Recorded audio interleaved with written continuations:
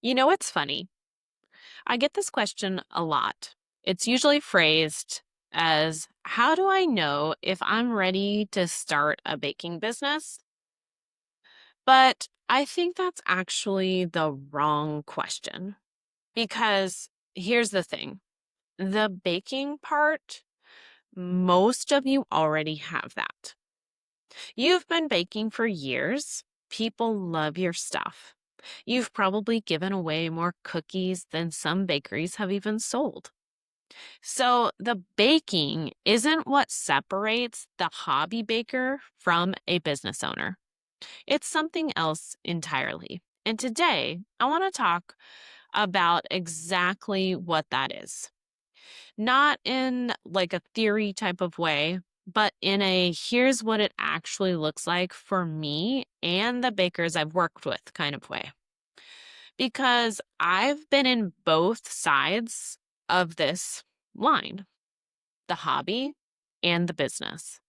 I know what it felt like before I crossed it, and I know the exact moment things shifted for me. And if you're somewhere in the middle right now, baking for people, maybe charging a little, maybe not, wondering if this is real, this episode is for you.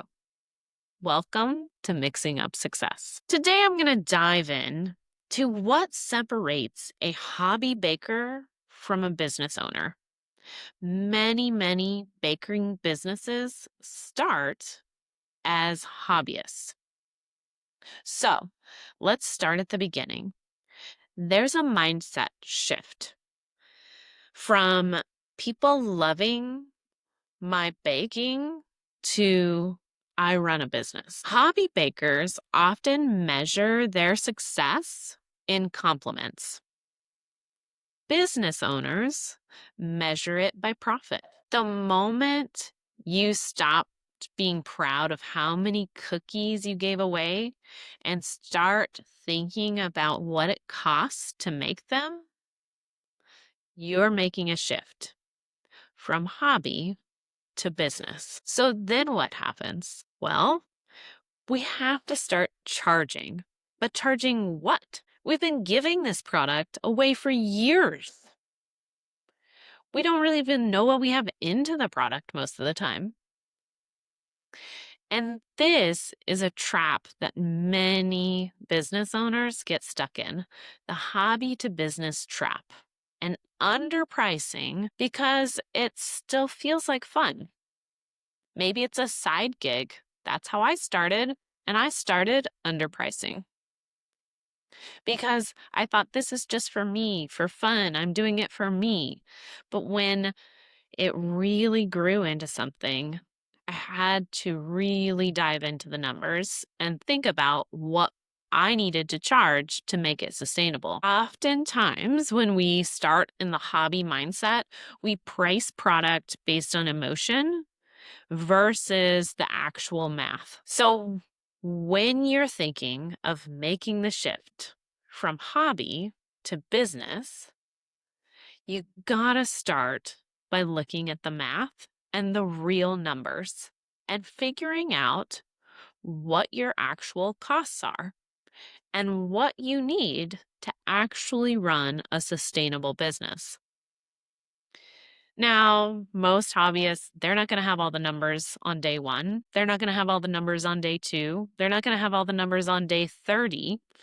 It takes time to actually build those numbers and figure out all of those numbers of what it costs to run a business. And those numbers are constantly changing within your business as your business changes. But that leads me to the third point of shifting from hobby to business, and that's systems. Hobby bakers are often improvising, flying by the seat of their pants, whereas business owners need systems that can be repeated or fine-tuned. So when you're making 12 cookies as a hobby baker, you're not worried about how long it takes. You're not worried about distractions. You're not worried about a little extra ingredient costs. But when you scale that to 600 cookies, It has to be repeatable and it has to be predictable and everything has to be accounted for. And in order to have that, you need some type of system. The first time I realized I really needed a system was when I started taking orders. There was no question that I needed a strategy and a system to make sure that I didn't make mistakes and that everything came in a consistent way. So, the very first system that I built as a business owner was the ability to take in orders in one place and gather all the information at all hours of the day. It was available whenever anybody wanted to place an order. And within 24 hours, when I first started, I would respond and I would book those orders or not if they didn't fit my schedule. But that is really the first time and the point where I knew I was building a business. I was starting to build systems so that it worked consistently every time. Another big difference that separates the hobby baker from the business baker is a simple phrase where we say yes to everything.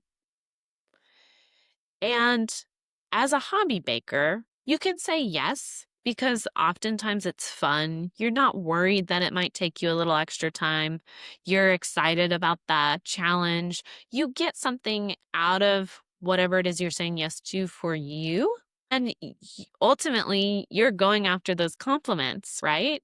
You're trying to take on business or take on orders that are fun and exciting. But a business owner quickly learns that saying yes to every opportunity that's presented actually comes with a cost. And it is a true business decision that you have to evaluate. I have been in a place where I have said yes to everything. I have said yes to orders that I shouldn't have said yes to. They absolutely sucked up my time, my energy, and they didn't really turn out. And I would feel guilty even for trying to do them. But it has taken years of saying yes and having those failures to really understand the cost of saying yes every time. And now, having years under my belt, it's a lot easier to say no when I understand what the true cost of that order is. I have shared in previous episodes the idea of product development coming from a place of a hobby mindset. And I believe very much in the process and the joy of baking and finding passion through a hobby mindset. And so I still to this day test product, develop new recipes very much from the hobby mindset with no expectation that this is going to become a profitable product. I definitely operate from I'm just going to test this out. I'm going to have fun with it. I'm going to try. I'm going to try to recover my costs from it. But ultimately, I know that when I shift a product to a business mindset, it has to have a system, it has to be scalable, and it has to have a profit margin. All right, here's one that's hard. As you shift from hobby to business, you have to stop apologizing for what you charge. This is a hard one. Pricing is very emotional, and oftentimes we are not our ideal customer because would I go pay this price for a cookie? No, because I can make it. So I'm not going to go pay somebody else to do that. So, yes, I think it's outrageously priced. But my ideal customer is not somebody who's going to make their own cookie. They see the value and having me make their cookie. So, just a quick reminder that as you shift from a hobby to a business, you really have to stop feeling guilty for what you're charging. And when you get to that business phase, you have to know the value you provide to your customers and hold it. Now, all the time I experience pushback on pricing, but at the end of the day, because I have a system and I know exactly what it costs me to produce the product, I have all the confidence in the world around my pricing and how I run my business. And when I feel pushback on the product, I simply recognize that this is not my ideal customer and that there are plenty of other options in our community for them. It has taken me years to get to this phase, and this is definitely, I believe, one of the hardest things when you come from the hobby mindset into the business mindset. The hobby mindset also comes from a place of doing something and having fun, having a creative outlet. The business mindset is definitely building something. I operate my bakery every day with the mindset that I intend to be in business for the next 30 years. I'm not just baking cookies every day. I am building something that I can grow, I can scale, and eventually, maybe I don't have to be in the kitchen every day. When I started baking in 2019, I was a solo entrepreneur and it was a side business. It wasn't my primary source of income.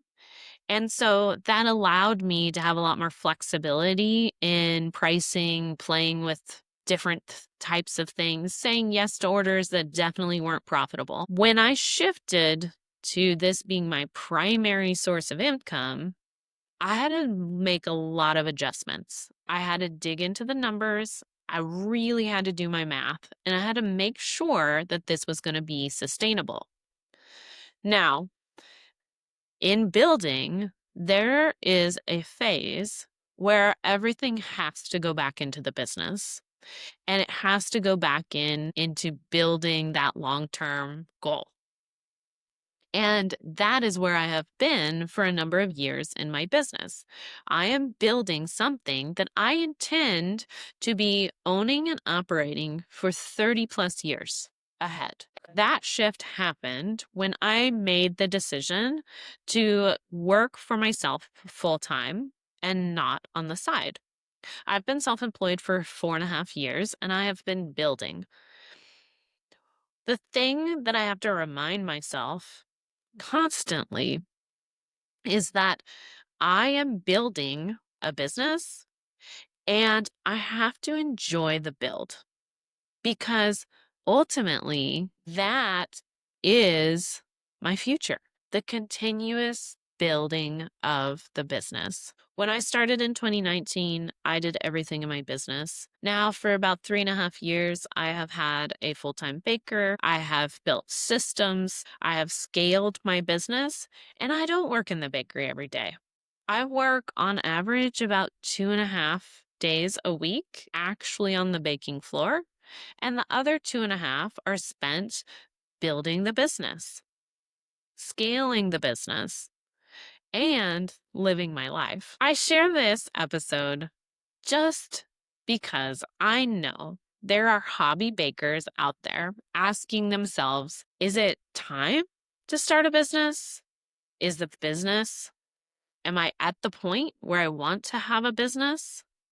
Is the business the right move? I don't know the answer, but I do know there are some things that separate a hobby baker from a business owner. And if you align with some of these, it will help you determine where you are in your path. If you're sitting there thinking, okay, I think I might actually be ready to make this real, I want you to stay close because everything I've learned about building a baking business, I'm putting into one place, and that's coming soon.